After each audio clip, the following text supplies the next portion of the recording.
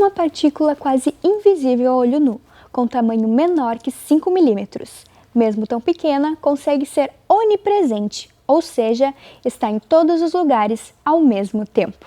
Estamos falando de um elemento que faz parte da composição de produtos de higiene, cosméticos, sacolas plásticas, tecidos e está até nos alimentos que ingerimos, o microplástico. E você, já tinha ouvido falar sobre ele? Microplástico? Isso aí deve ser alguma coisa meio tipo Braskem, alguma coisa assim que trabalha com essa polimerização de plástico, essas coisas assim. Eu acho que é mais ou menos por aí, né? Microplástico é quando tem reaproveitamento de plástico, não é isso? Microplástico? Não tenho ideia. Não faço ideia. Não faço a mínima ideia, nunca ouvi falar. Nunca ouvi falar. Não sou formado em química para te dizer isso. Não imagino o que é isso. Diga. É aqueles plásticos super pequenininhos que vão se degradando até ficarem minis, acaba caindo no oceano e acaba poluindo muito mais que os plásticos normais, né? Uma outra característica importante do microplástico é que ele tem um alto potencial poluidor. E como ele também está presente nas roupas que usamos, um estudo de pós-doutorado investigou até que ponto a idade das roupas pode impactar na liberação de microfibras poluentes. Pensando nisso, o que pode ser melhor para o meio ambiente? O que polui menos? Investir em roupas usadas, comprar roupas em brechós com maior tempo de uso ou optar por roupas novas? Eu costumo comprar em brechó. Na verdade, eu adquiri esse costume nos últimos 2 anos. Parei de comprar em lojas. Eu não acompanho muito o processo de produção, na verdade. Mas eu tenho evitado porque eu imagino que seja melhor, né? Eu não cheguei a pesquisar muito sobre isso. É que a industrialização, claro, para as lojas de roupas novas é melhor, né? Mas em brechó tu tá usando roupas que já foram usadas e pode usar, que são em bom estado, então já é uma roupa que já vai ser mais difícil ser descartada. A gente lá em casa a gente reaproveita, né? A gente vai até e depois quando deixa de servir, porque eu tenho 2 adolescentes em casa, eu repasso, né? Quando eu vejo uma roupa que eu gosto, eu vou e compro. Eu não sou muito fanático do brechó. Apesar de ver que tem coisas bonitas e boas, mas eu não sou muito fanático. Não, roupa nova. Brechó não recomendo. O Pesquisa em Pauta de hoje conversa com a pesquisadora do Departamento de Química da URGS, Andréia Neves Fernandes, que também coordena o Laboratório de Processos Ambientais e Contaminantes Emergentes da Universidade. É dela o artigo de pós-doutorado sobre a liberação de microfibras através das roupas. Ela conversou conosco sobre esse trabalho em específico e sobre outros estudos voltados para o impacto causado pelo microplástico no meio ambiente. Professora, primeiro eu gostaria de te agradecer por estar aqui conversando conosco no Pesquisa em Pauta. E eu queria começar te perguntando o que te levou para a área acadêmica e como iniciou esses teus primeiros trabalhos de pesquisa. Obrigada também, pelo convite em estar aqui conversando sobre esse assunto que eu acho muito importante de ser tratado, nas nossas casas, não só na academia. Por incrível que pareça, tudo começou através de uma estudante, de uma aluna, e ela participou de um evento, acho que em Curitiba, e se interessou muito pelo assunto a respeito da poluição plástica, principalmente dos microplásticos. E aí ela veio conversar comigo para mudar o projeto dela de doutorado. E aí eu falei, topo, gostei muito. Está dentro da minha área, que eu trabalho com química ambiental. Então isso se tornou a nossa principal linha de pesquisa atualmente, Professora, recentemente foi publicado em uma revista científica internacional, o seu artigo de pós-doutorado, que trata como a idade das roupas pode impactar na liberação de microfibras. Qual foi o teu objetivo com essa pesquisa? A ideia do artigo, do trabalho em si, esse trabalho foi o resultado de um pós-doutorado que eu fiz no ano de 2022, através de um programa até aqui da URGS, que é o CAPS-Print. Então eu consegui ir para a Universidade de Plymouth, na Inglaterra, no Reino Unido, e eu fui trabalhar com o professor Richard Thompson, que ele foi o pesquisador que deu origem aos estudos sobre microplásticos. E aí a ideia surgiu de uma discussão que eu estava com um colega a respeito do problema da preservação das roupas em museus. Os museus, eles precisam preservar, e aí o que é observado, né, nos museus? Em que determinados locais das roupas é mais difícil de se preservar. Então, por exemplo, nas axilas, na gola, ou seja, onde é mais, né, onde a gente tem mais movimentação da roupa. Então, eu conversei com o professor Richard, ele topou, né, a proposta, então ele buscou roupas de diferentes, então, por exemplo, moletom, camiseta, polo, roupas de esporte, para a gente investigar isso, porque as nossas roupas, elas são formadas de polímeros, né, então elas são plásticos também, né, e aí o que a gente observou? Os estudos, em geral, eles faziam os experimentos somente com roupas novas, sem serem usados, ou então com tecidos antes de serem as roupas. E nós fizemos uma coisa diferente, que não tinha nenhum estudo, praticamente quase nenhum. Da forma como nós fizemos, não tem nenhum estudo. O que nós estudamos? Nós verificamos o efeito da lavagem em máquina dessas roupas usadas. Então, a gente tinha roupas desde 1 ano até 30 anos de uso. E aí, o que foi observado? Que aquelas roupas mais usadas, mais velhas, elas liberavam mais microfibras do que as roupas não usadas ou novas. E o que a gente observou? Que realmente o modo de secar, né, no sol, esses pelinhos que soltam nas roupas, principalmente de algodão, eles influenciam, e à medida que a gente usa e o passar dos anos, isso influencia. Então, foi isso que a gente observou, que com o tempo a gente tem, né, o aumento dessa liberação de microfibras. O que não era reportado nos estudos anteriores, porque os estudos diziam assim, fez-se a lavagem na indústria, lavou-se uma vez, é observado que se tem uma estabilidade nessa liberação, e não é bem assim, né? Então a gente observou isso. A microfibra, ela é liberada na máquina de lavar, né, atualmente. Até algumas elas são retidas, mas a maioria é liberada. Então ela vai para o esgoto doméstico.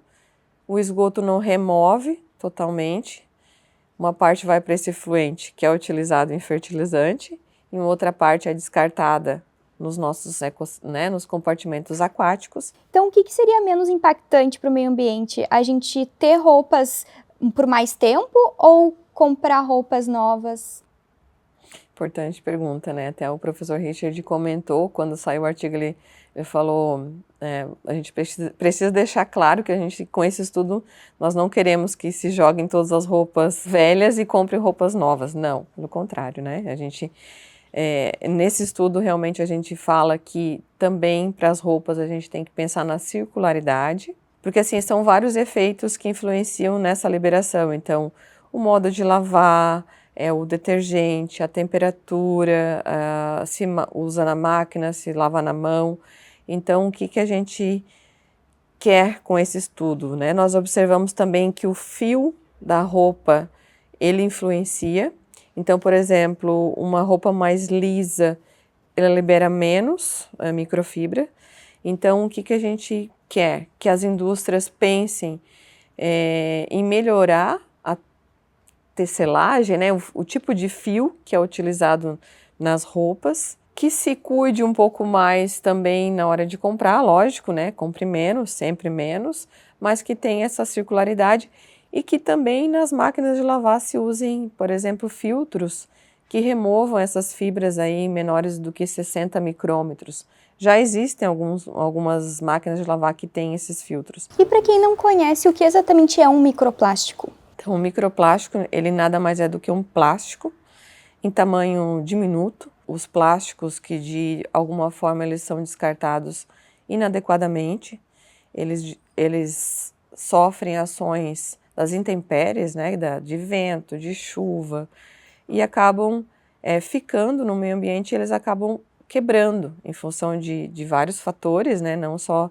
as intempéries, né, luz solar, tudo isso, e eles acabam fragmentando, quebrando em tamanhos cada vez menores, e chegando a tamanhos de microplásticos, que são os plásticos menores do que 5 milímetros.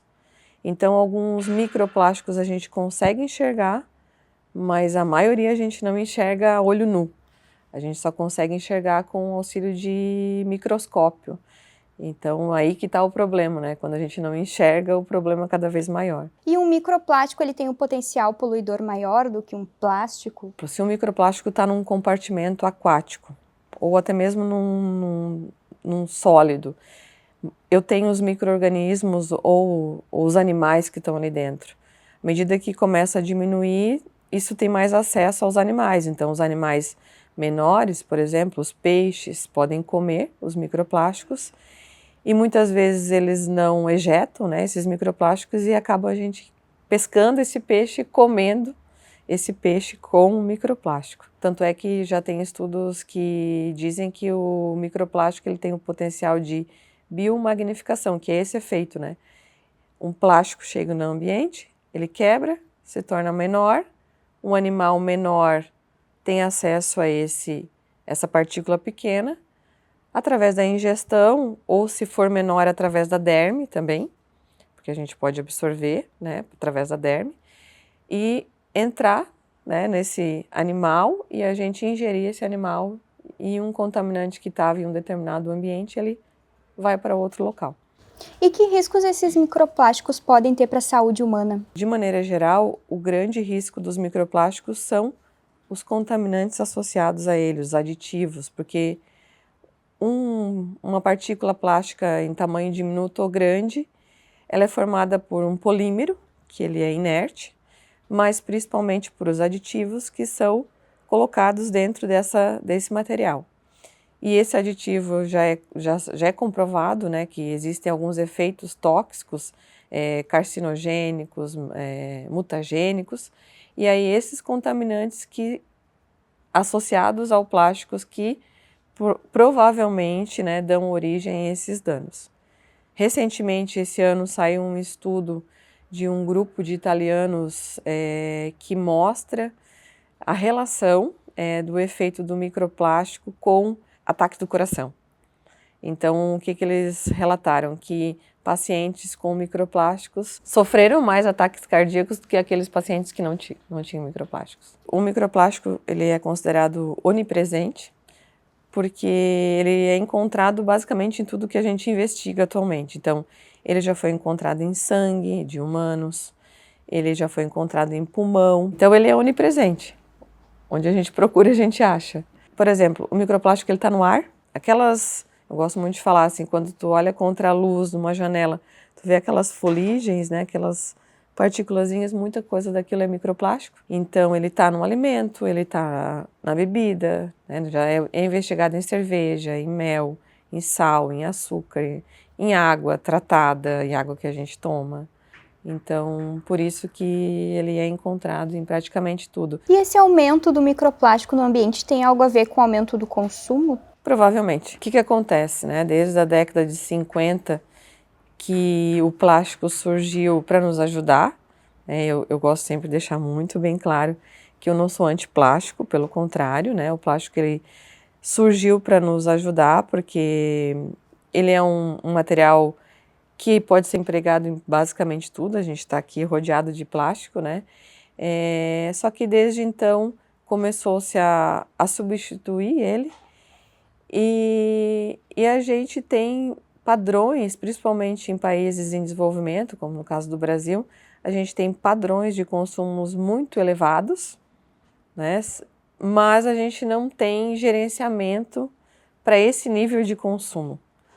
Então, o aumento dessa poluição plástica, ela vem em função disso, da substituição, mas principalmente pela falta de consciência dos seres humanos, eu acho, que a gente utiliza para tudo. A problemática maior do plástico são aqueles plásticos de uso único, que a gente utiliza e joga fora, né, não reutiliza. Então, aí que começa esse aumento e aí, né, essa problemática que hoje em dia está todo mundo querendo tentar melhorar isso, né? Um plástico de uso único, ele é considerado, por exemplo, um copinho, usou uma vez, ele é descartado. Sacolas plásticas, isopor. Isopor é um plástico. Por exemplo, o Tratado Global, que se tem debatido aí nas reuniões, onde cientistas e indústria e população, né, a comunidade civil, se reúne para discutir um tratado único que até 2030 se quer reduzir até 30% essa poluição global plástica, e aí eles focam principalmente no plástico de uso único. Bom, tem outra pesquisa bastante interessante, que é a presença do microplástico em fertilizantes provenientes de efluentes industriais.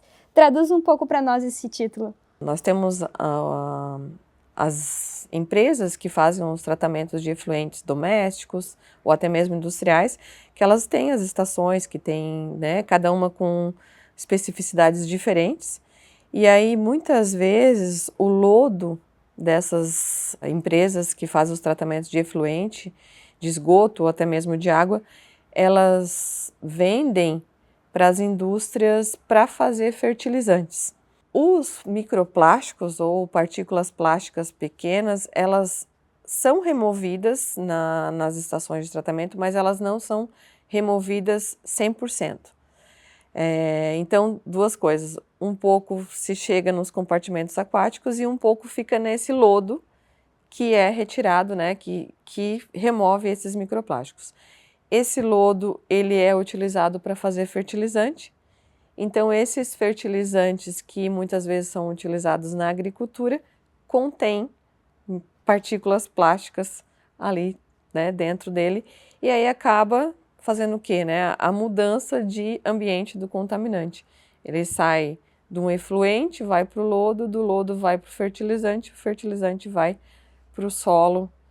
E aí tem todo um ciclo que pode chegar na planta, que, né, tem todo um problema associado a isso. Como é que foi feita essa pesquisa? O estudo do fertilizante no nosso laboratório, ele veio através de uma indústria que está preocupada, né, com esse problema. Como a gente tem encaminhado para essas pesquisas e tem verificado realmente a existência de microplásticos no biossólido e que isso vai ser difícil de ser removido 100%, então eles se preocuparam porque eles acham que daqui a uns anos a legislação vai exigir. Então eu posso vender um biossólido com X concentração de microplástico. Então eles já querem saber quanto que eles têm para que melhore o tratamento deles ou o processo de fabricação do biossólido. E uma das tuas pesquisas em andamento trata do microplástico em ecossistemas de água doce. Qual é o objetivo dessa pesquisa e do que ela trata exatamente? Essa pesquisa, ela iniciou com o monitoramento que a gente faz desde 2016 a respeito da concentração de microplásticos no Guaíba. E desde então a gente faz coletas periódicas no Guaíba para determinar a concentração desse contaminante que nós classificamos ele como um contaminante emergente. A questão de se estudar microplásticos em ecossistemas de água doce ela é muito atual, porque o estudo com microplástico ele iniciou nas águas marinhas, né, em águas do mar.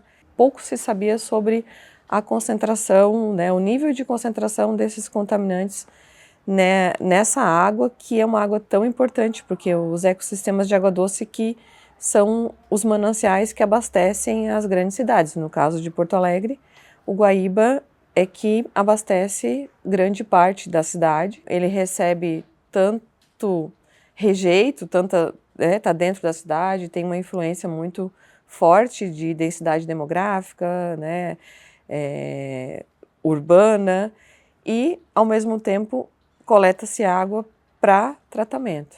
Em que pé está isso? Vocês estão acompanhando há bastante tempo esse nível do microplástico, né?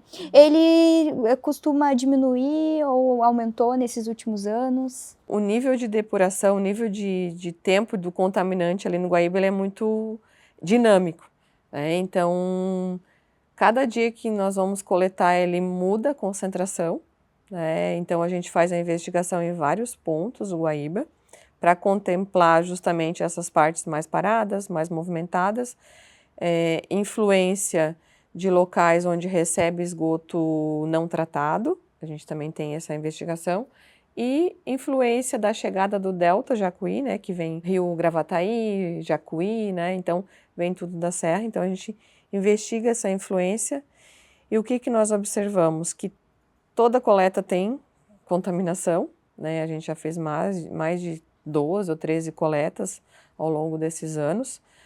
Essa concentração, esse nível de concentração, ele é influenciado em função de chuva, das embarcações também que passam ali, da profundidade que está o rio, mas sempre tem contaminação, né?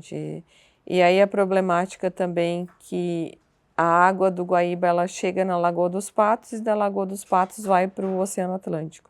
Então, né, a gente tem esse lixo que vai sendo levado. A concentração varia muito porque o que acontece? A gente tem os microplásticos que chegam naquele momento que a gente coleta, mas também tem aqueles microplásticos que de alguma forma foram para o sedimento, né, para o fundo do rio, e daí com essa movimentação ele ressuspende. Então tem toda uma dinâmica envolvida nesse estudo aí de contaminação. Professora Andréia, obrigada novamente por estar aqui com a gente conversando sobre o teu trabalho de pesquisa, um trabalho muito importante que tem um impacto gigantesco na sociedade. Obrigada. Eu que agradeço, né, por essa grande oportunidade. Obrigada.